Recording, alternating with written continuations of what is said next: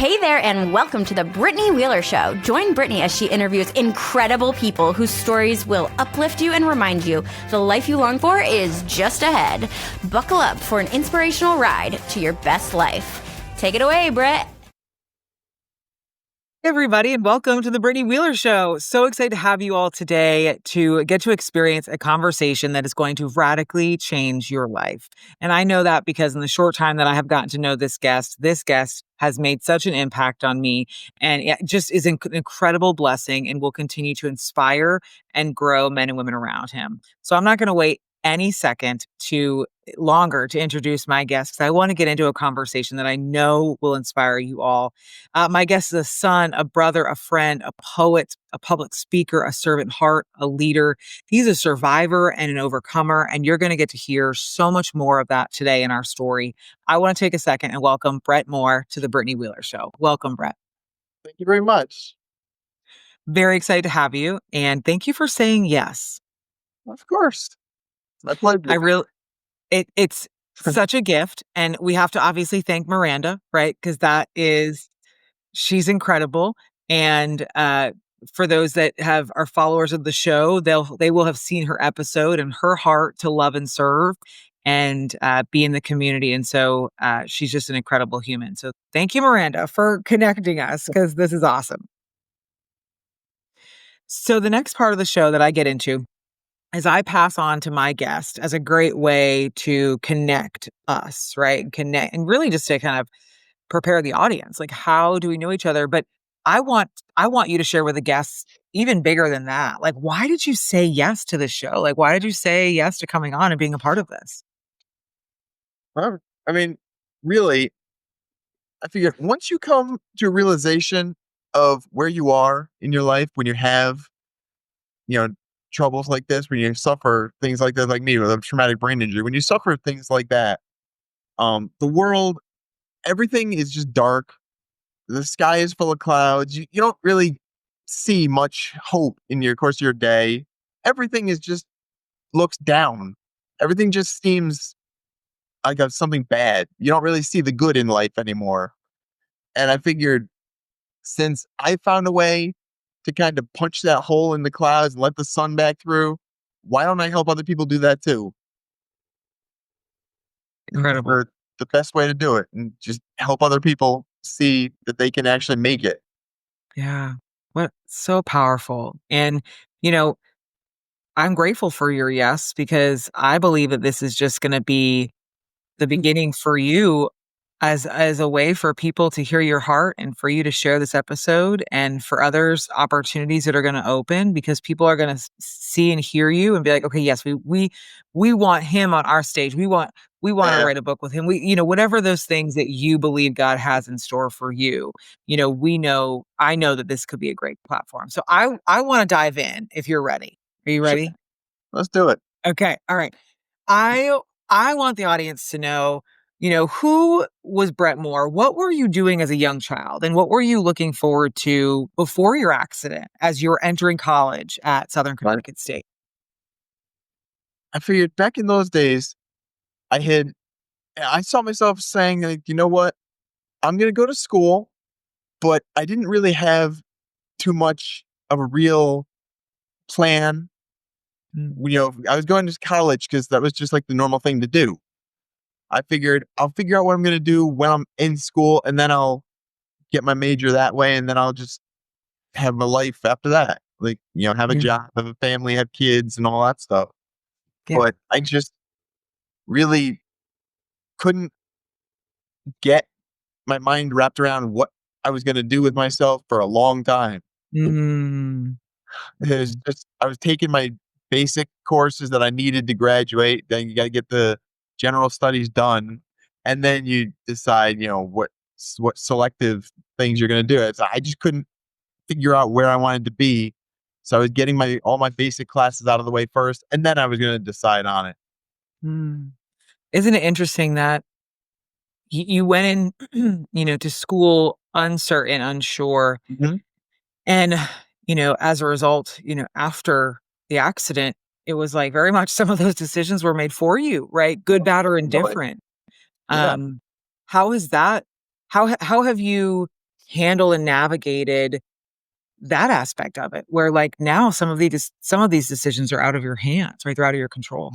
Well, that's very true. Yeah. I mean, it's like, I know I wanted to be sort of in the field of like exercise science. I Mhm. wanted to help people be healthy and just stay, you know, on the right path, making sure didn't, they weren't going to end up with those people being like sitting in their recliners all day, drinking a couple beers, watching TV and, doing nothing else. I wanted to help people just, find the way to just keep going, stay healthy and just be all happy all the time. But it's Mhm. just, that's what you need to be doing with yourself. And it's just, I didn't get that opportunity though. Mm. Not necessarily in the way you planned, right? Right. But Exactly. you and I had the opportunity to talk before this, and we kind of Yep. chatted through how so much of the things that have happened to you have actually happened for you. And so Right. you're still getting to help people. It just does not look at all the way that you originally planned, right? No, right. It Not it, it you wasn't you at all. thought. No, no. And that there's beauty in that, right? There's Sure. challenges in that. And I love that you are choosing to see the beauty Yep. despite all the pain and all that you're Mhm. experiencing. So, as a TBI survivor, I didn't actually put this on a list, but I would love if you Right. wouldn't mind just sharing a little bit of what you experienced. What was that accident like for you? Because I think it'll help the guest to understand. I think a lot of people hear TBI and they relate it to football, right? They relate it to sport. Injuries, yeah. Exactly. And so if you can share with the audience, what was that like for you? What was some of the particular challenges so they can get an idea of really like how your life went from one direction to a complete Right. opposite? Right. Well, you think about this, it's like you think about like when you're saying with sports injuries, you get a concussion, you spend a couple days just trying to feel better. Mm. And by the end of the week, you're back to practice, you're back to playing again. But in this sense, when it's a real traumatic brain injury, it's like there's a good chunk of my life from the end of 2006 into the start of 2007 that I have absolutely no legitimate memory of. There's just absolutely nothing there. So there's that block of my life that's just dark, and the only memory I have it are just pictures I've seen. Wow. So it's like I mean, nothing there at all. Mm. But that's obviously the time where the brain is going through its healing process and actually getting to the point where you can really start to remember things again. Yeah.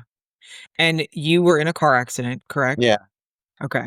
And so your dad was able to share his heart with me and get to, obviously hear from the parent side of things and just the sheer uncertainty, right? Oh yeah. And the doctors were presenting worst case scenarios. Like Um, they have to. they have to, right? So share with us what were the worst case scenarios your parents were experiencing, and then tell us what are you living like now? Like how different are they? Can Well, I know they obviously I came into the hospital, they obviously checked me over, saw what was going on, what they could find out was were the issues I was having. But it was like very early on, they told my parents they didn't expect me to even survive. It was as bad as it could have been. They said, "Yeah, we don't really expect him to make it through the night," type of thing. And all these years later, because like I said, that was 2006. All these years later, I'm in my own apartment. I have tons of free time. I have a cat that I take care of. It's gotten a heck of a lot better than what they presented in the beginning. Yeah, and I mean, even to the point where it was like, "You're not gonna survive," and then it was like, "Okay, he's surviving, but he's not gonna walk." Right? Right. Like, it was like every step of the way, they were presenting the worst of the worst, which again, we know they Yeah. have to, but I Yep. just love getting to sit here with you, and you've defied all of that. Definitely. You've overcome all of that. If you're in this space now where you have, it's almost 20 years, right, since your accident, Yeah. and what a beautiful, focus and commitment and vision that you have to take your life to the next level. What were you experiencing? What were some of those emotions that you were experiencing, like, you know, w- after the accident versus maybe some of the things you're experiencing now? Yeah. Right back then, when I finally got to the point of actually, being able to remember where I was and just see how I wasn't at home anymore. The thing is, you wake up every day, you look around, you're seeing all these machines, all this like all these blinking lights, all this stuff making noise. The alarms going off down the hall from other people having big time injuries or issues. It's like you think about this, you wake up and you're like, oh yeah, I'm in a hospital, huh? Mm, And then every night you go to bed, it's like, okay, it's a little quieter now. And then you fall asleep. Then you wake up again and again, I'm in a hospital. So it's like it's one of those when am I getting out of here things mm. where you really don't have any clue how healthy you are, when you're gonna have any chance of actually getting back to life, or if you even are. Yeah. How long was that hospital experience for you? See, it's hard to even know. I mean, I'd have Mhm. to ask for sure, Yeah, so it was but definitely within the year that you don't remember, yeah, right? it was Okay. like I said, there was that little section of time that's just gone. Yeah, it's like the brain has to go through all its time to recover before you get to the point of being able to have memories again that actually stick around. Yeah. What are some of the different stories that you hear about individuals with TBI? Because obviously, like, you are active in your community, and you're active in different organizations that there are other TBI survivors. What Yeah, are there a lot of stories like yours? A lot of different stories? Like, what do you hear a lot of? there are plenty of stories, but you always see the main differences you see are with how well people have recovered. The ones where you really see the most recovery are the people that says, "Yeah, I got hurt and I always had people around me, had family there, had friends there. They were with me all the time." Those are the people that get the best. And then you see some of those folks that are a little obviously worse off. That you see them, they're to the point where they're just like, "Yeah, it was, me. It was me and maybe one or two other people that were family members. They were there with me, but there really wasn't much support." So obviously, they don't seem to have as good a recovery as the people who do have folks and around them and all. Interesting. Do you It's think do you think that's a result of their own doing, or do you think that's just a happenstance of life and how they entered the accident? right. Um, I think it's just one of those when you know that you've got people there and you know that you're not trying to do it all by yourself. When Yeah, you know you've got support behind you, it definitely will help you out and kind of give you a reason to keep trying and yeah, keep pushing yourself a little further and taking that next step and just continuing to move on. And yeah, if you're sitting there knowing that, okay, you wake up and it's like, okay, well, I'm here. I've got some therapies probably today. I know there's nobody that's going to come in and see me. And I'm just going to wake up and just have to get through the day by myself. You're not really going to mm, try and do much because yeah, you don't have the real reason. If there's nobody there with you, it's like, it's not really going to be much. It's going to be a random day for me. I'm not going to even really try. and like you're saying, that the TBIs are mental, right? It's a Right. mental Yeah. thing, and then on top of that, you have a psychological mental experience, right? Where you're feeling isolated and alone, and Yeah. so Exactly. I can't even imagine having to fight my own brain against itself, right? Like, that's Yeah, well, really that conviction. you got everything that's bringing you down there. You got those two different. I mean, when you know there's like I have this injury and now there's nobody with me, you kind of got like one coming at you and then the others come. It's really hard to fight against these two different things like that. Yeah, And the more issues you find that you've got, it's just it builds up yeah. Have you experienced that personally yourself, just the battle? here and there. When you even if you got family around you and stuff like that, if all of a sudden you're saying like, well, okay, my family's here and I see them, but all my friends vanished, like Mm, mine did. They just all kept going with their lives and left me behind. And it's like when you get to that point, it's kind of like, okay, so when my family has to go back to work and they've got to do that stuff, there's nobody else to talk to. And my friends aren't in the picture anymore. So what am I supposed to do with myself there? And that can hit you too. yeah, for sure. Do you think that I mean, from somebody that's experienced it, and I genuinely would love to know because for the audience that knows me, the interview Yep. with my cousin came out a couple of years ago, and so my cousin has campomelic dysplasia. She's Hmm. been 3 feet tall her whole life, give Okay. or take. She's got one lung. She's literally a miracle, like you. She was never supposed to live, and she's 34 years old, and Okay. so she's rocking that same life of like, okay, I'm a gift, I'm a blessing. And I grew up around her and grew up with her. And so it was never really a question for me. Like she's just normal to me. Like Right. that in Yeah. the sense of like this is what I experienced. And so I can't imagine, not having her in my life or walking away if things get hard, right?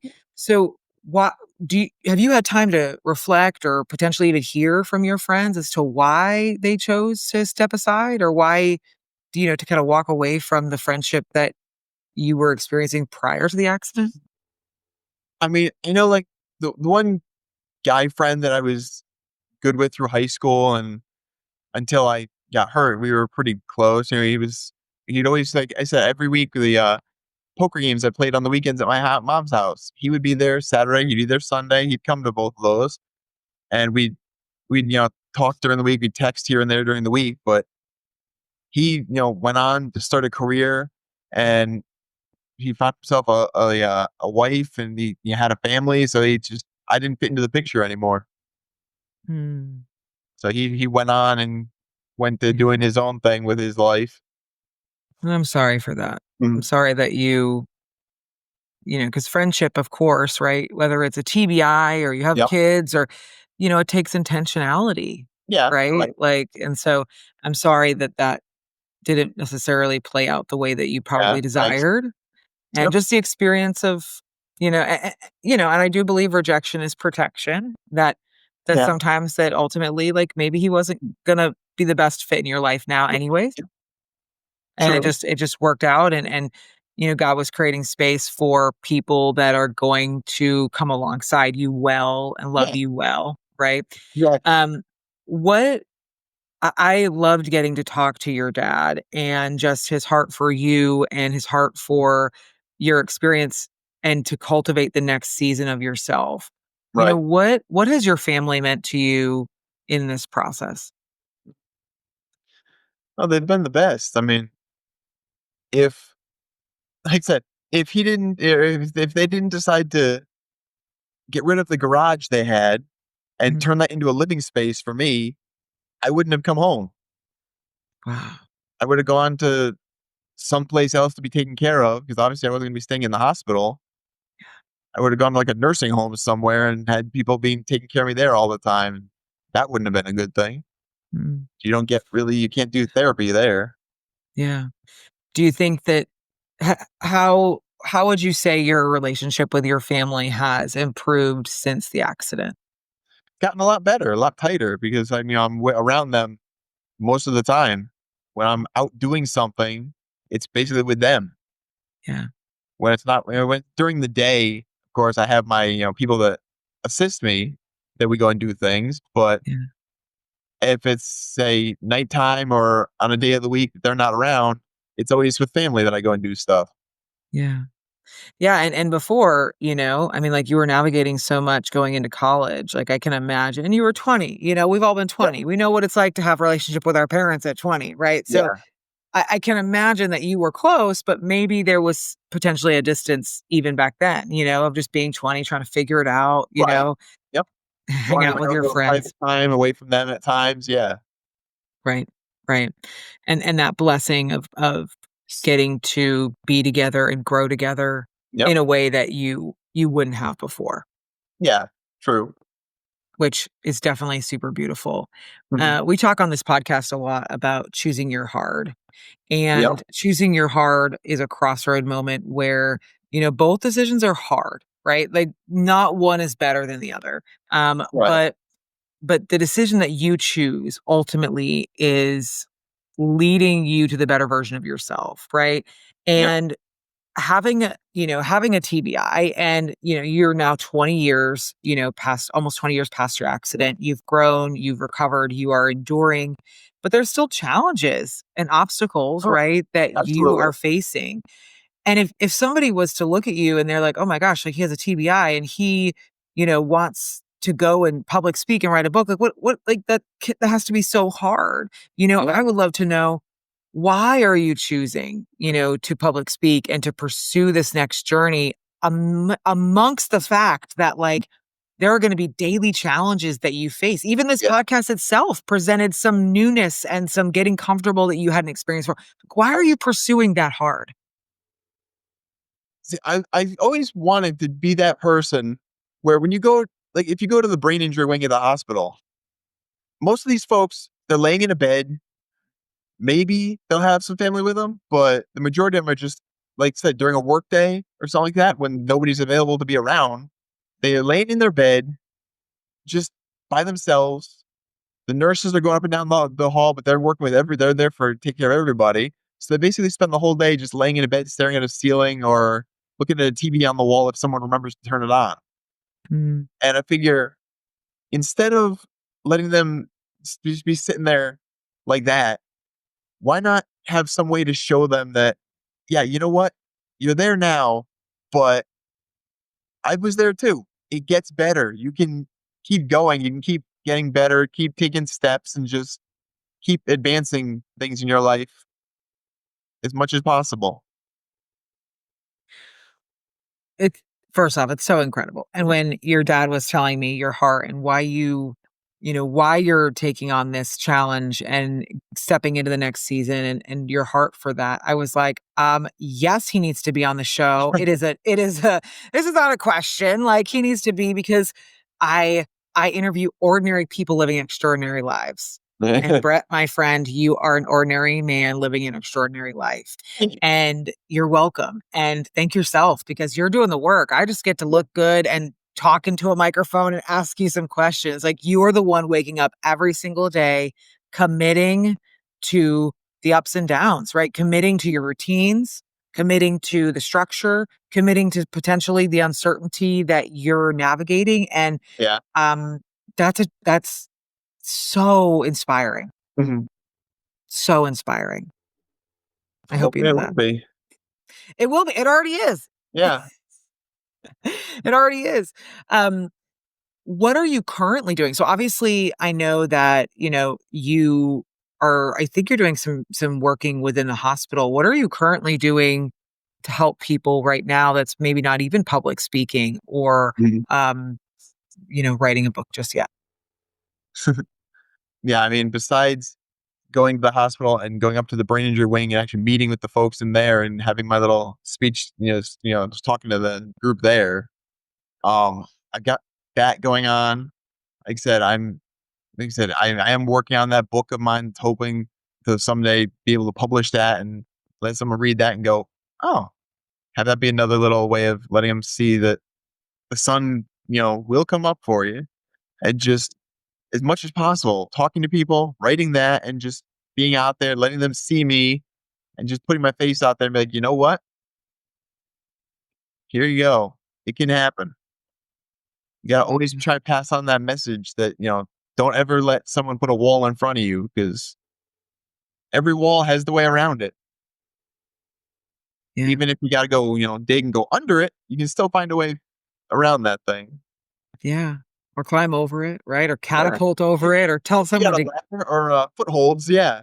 There you go, right? And I think that's such a testament to your story of, like, when there's a will, there is a way, right? Yeah, that's true. Um, As long as you and don't wanna just be stuck sitting there in a chair, basically doing nothing, if there's some sort of fire in you that says, "You know what? I wanna be able to do this, that, or the other thing," then you can do it. You just gotta keep putting sticks on that fire and just keep it burning. hmm, who inspires you?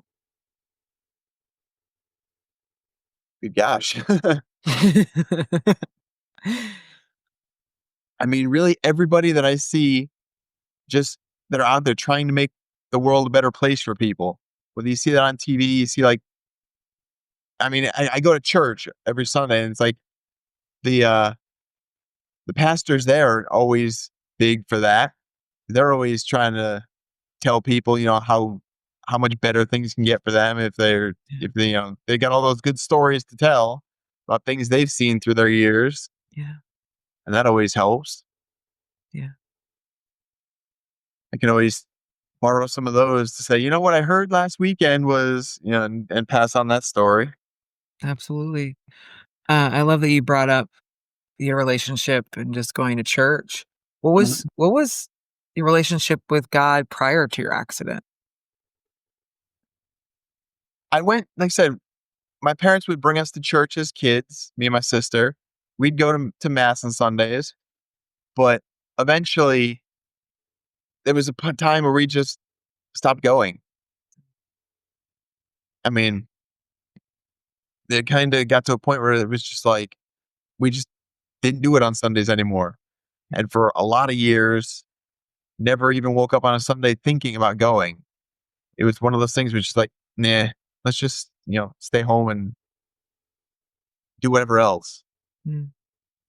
And then there was that time, it was just like after I got hurt, it was like there was some day that came, it was just like, you know what?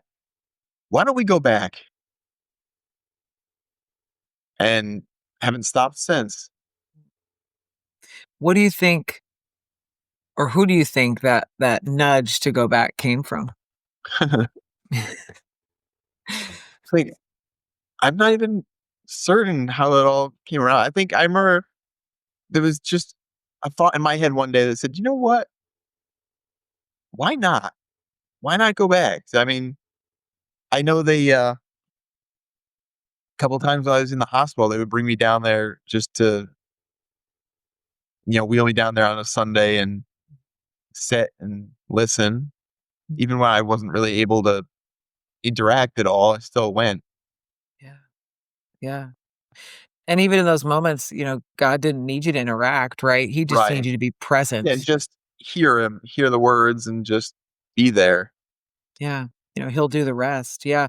Yeah. How has your relationship changed and grown since going back to church and just, being called back to that space with him? It gotten a lot better. I mean, I find myself, I'll walk down the street on a regular day and be out at a store somewhere, see somebody who's either has a really sad look on their face or is, maybe somebody's, I see somebody just, sitting there crying for some reason or the other. And I always find myself looking at them going, maybe I should go over and just ask them what's wrong. And if they, could just use, if I could help them at all with something and maybe like just offer up a shoulder and say, you know what, just come here for a second. Mm. Even though I don't know you, just come here and, take some, uh, take some comfort and just, relax for a second and forget about what's going on. So it's always nice to just find myself having those thoughts and be like, maybe I could do something for this person right now. Yeah. That's beautiful. And how do you think that God is working in your life right now? Hmm. I mean, I really feel that he's definitely taken from leading me away from some of the things I was thinking about wanting to do that really wouldn't have gotten me anywhere and were just all Mm. about me. And now that I'm much more focused on actually doing things for other people, and it's just that was the path where my feet got steered more towards is trying to see what I could do on this day or whatever time it might be to just help somebody else out a little more. Yeah. And it's so crazy because I call it the head and heart connection, right? Like, prior to my relationship with Christ, I loved people. I believe that you loved people prior to your accident and prior to Right. building a relationship with him. But there was something about my like orientation of my heart that wasn't like connected and aligned to my head. And so what I Right. mean by that is so much of my day to day prior to my relationship and prior to this recentering was like, okay, I do things 'cause I love people, but then all the rest of it got murky. right? Like, Yeah. my compassion or my grace or my, like, all the other things that are so important were maybe short and I wasn't as compassionate. And then all of a sudden, with this reorienting of my heart, it was like, I still love people, but now everything I do is for people, to love people well, to come alongside them. And so my compassion has grown. My ability to give grace is beyond abundant, right? Because Jesus, died to give us that grace. And so I find myself like, I don't have road rage anymore, right? Or I'm not, Yeah. Right. quick to get snappy at somebody. And you live in New England, and sometimes it's easy Yep. to get snappy at somebody. That's true.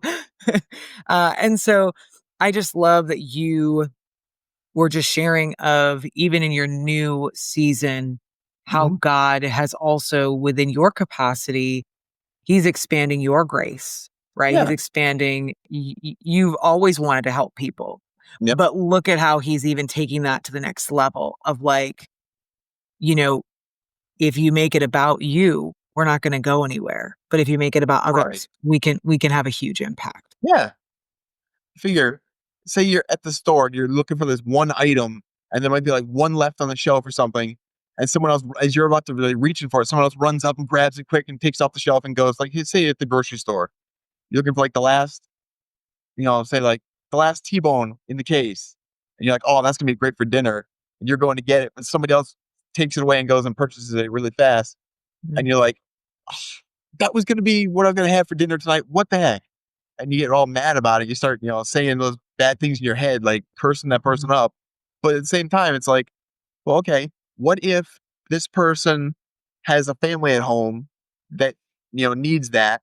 What if they just got their paycheck that day and can now afford something like that to spoil their family for that night? I mean, who am I to say something bad about the fact that they got it first when I was right there? It's like, well, they may have needed it more. So it was supposed to go to them, so I can find something else. Absolutely. And a lot of the times in those moments Mm. when you do, like, whether or not you get to a point of anger or frustration Yep, and you remove yourself, you realize you didn't really need it, or something better ends up happening anyways. that's true. Yeah, Like, you're looking for that T-bone, all of a sudden, like, the butcher happens to come out and is like, actually, we just cut a fresh T-bone, like, right. would you want it? And you're like, Yeah, yes, I I wouldn't even do. put it on the shelf. "Here, do you want this?" Right. Yep. Right. And you didn't have, it wasn't sitting there. It was literally just freshly cut and Yeah, butchered. And I think so often we, like you're saying, we're so quick as human nature to quickly react to those things. That's where the oh, yeah. enemy comes in, right? And it's like, oh, quick, like anger.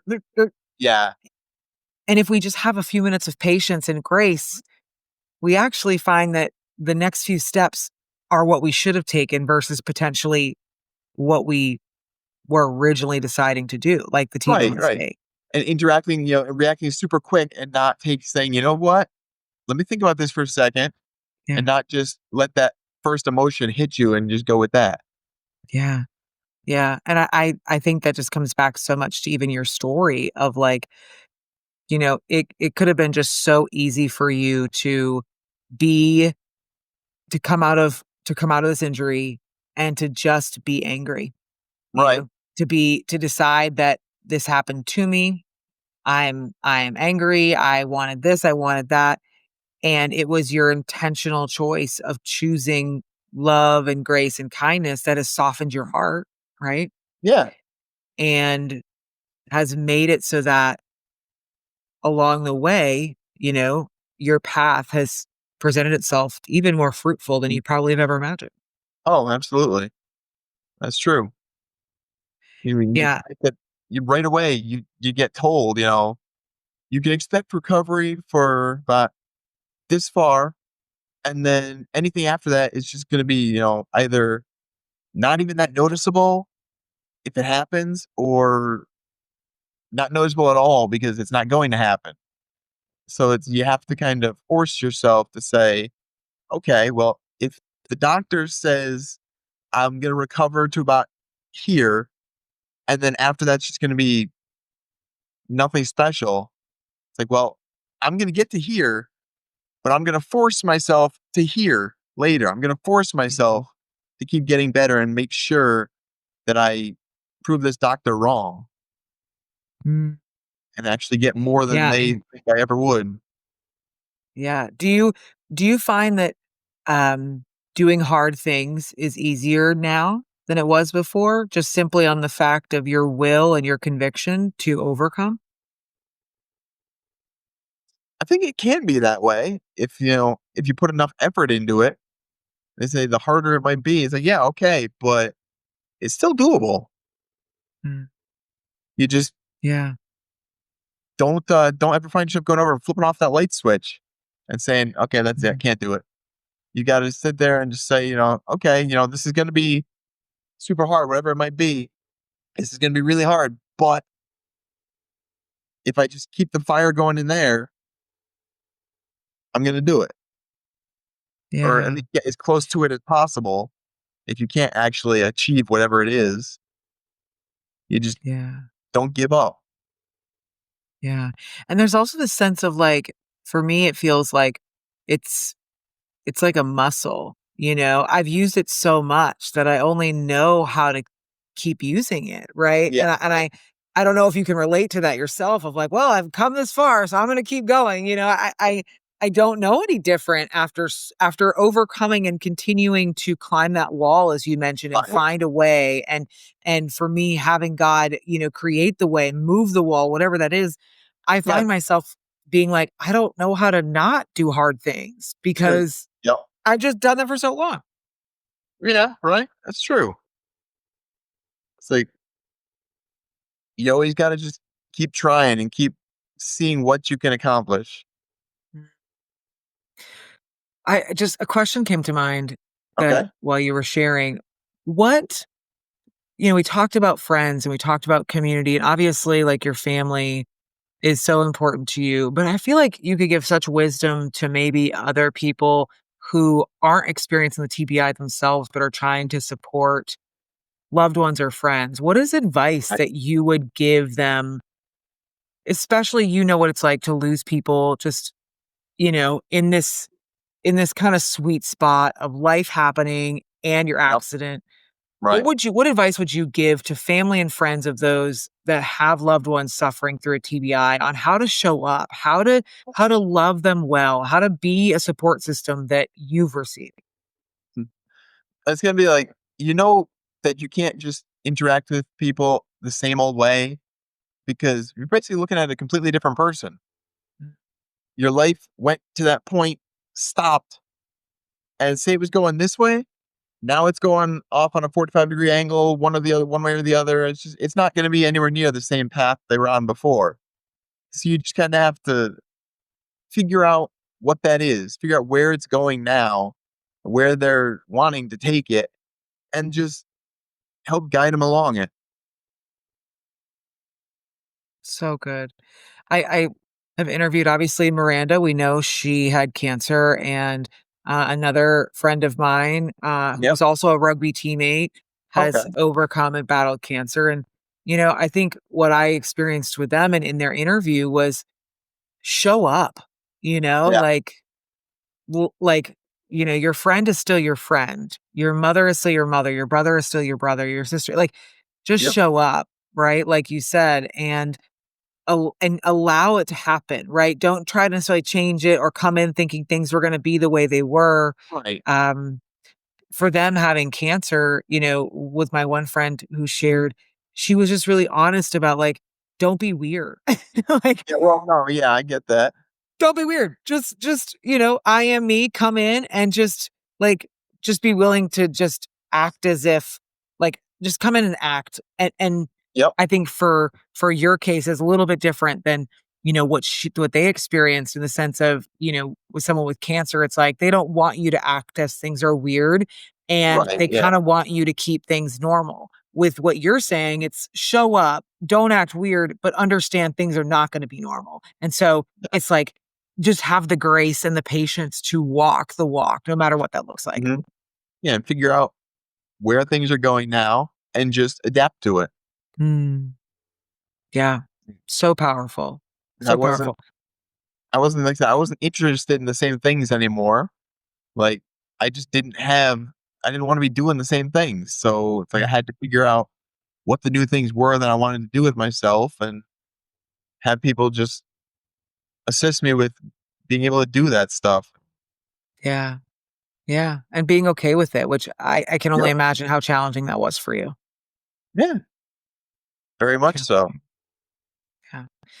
Um, what are you outside of public speaking and a Yep. book? Because you say you hope, and I know it's gonna happen. It's not a matter of if, it's a matter of when, Brett. Like you Yeah. God has his finger on you. He's not letting you out. Like you're Yep. on the path.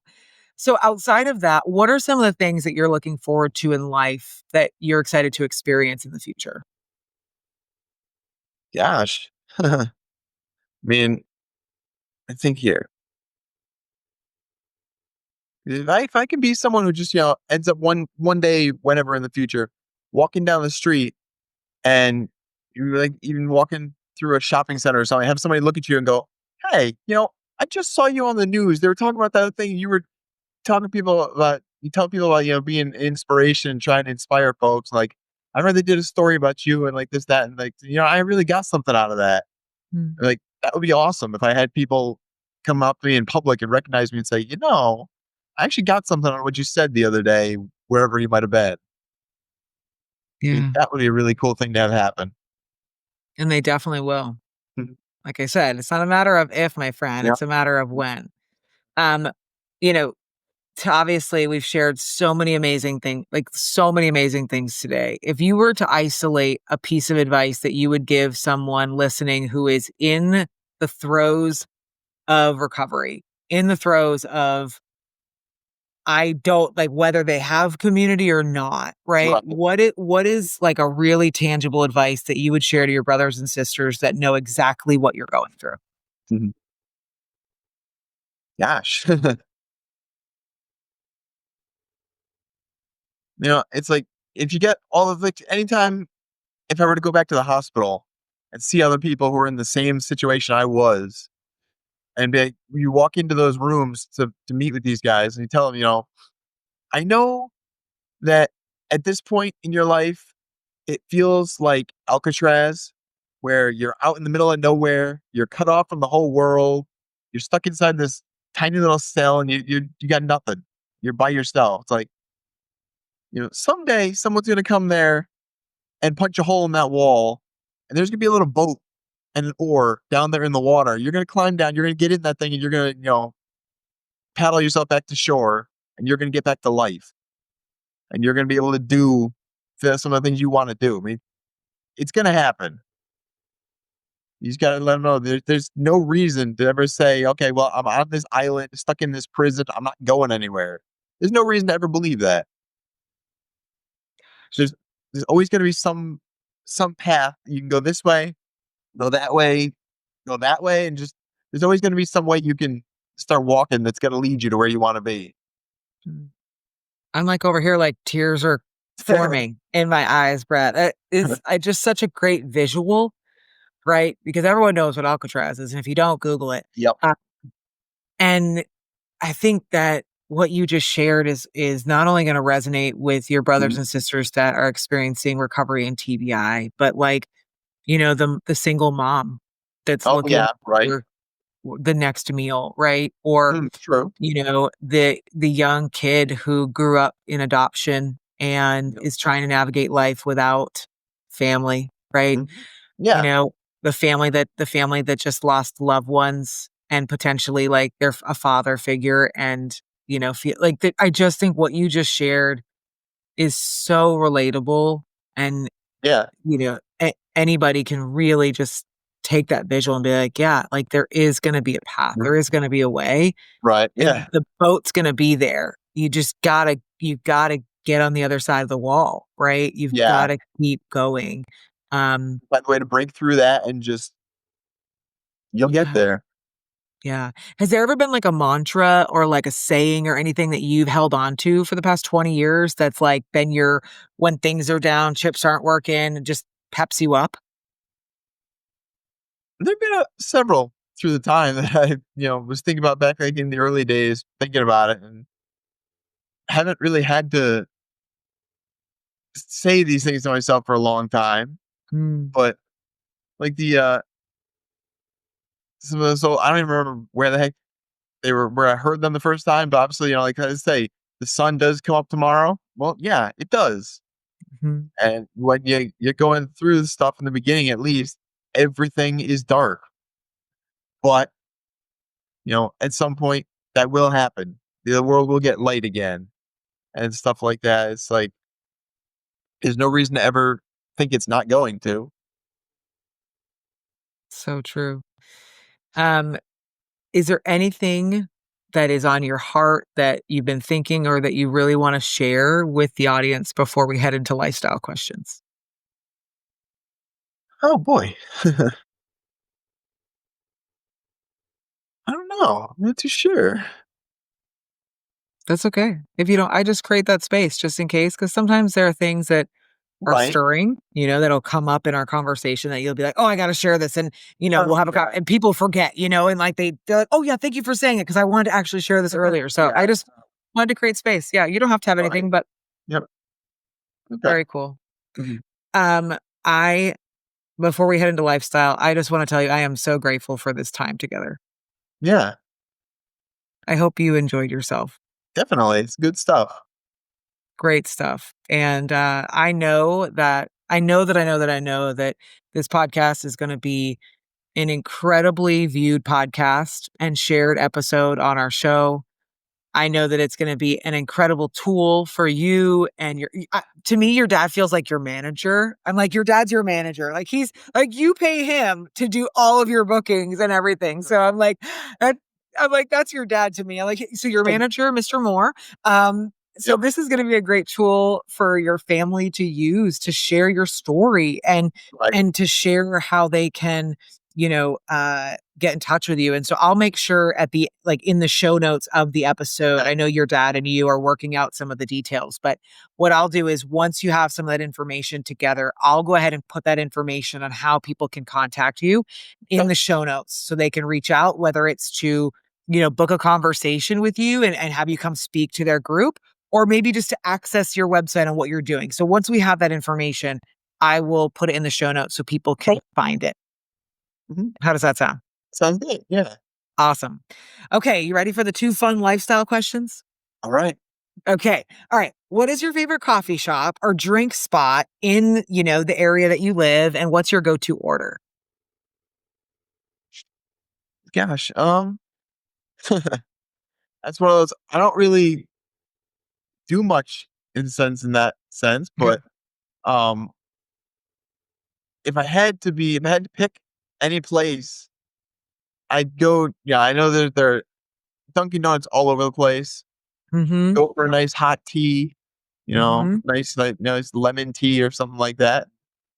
That'd be really what I'd be going for. Nice. I will tell you that Dunkin' Donuts tastes differently outside of New England. Yeah. It Imagine. doesn't I don't know what it is.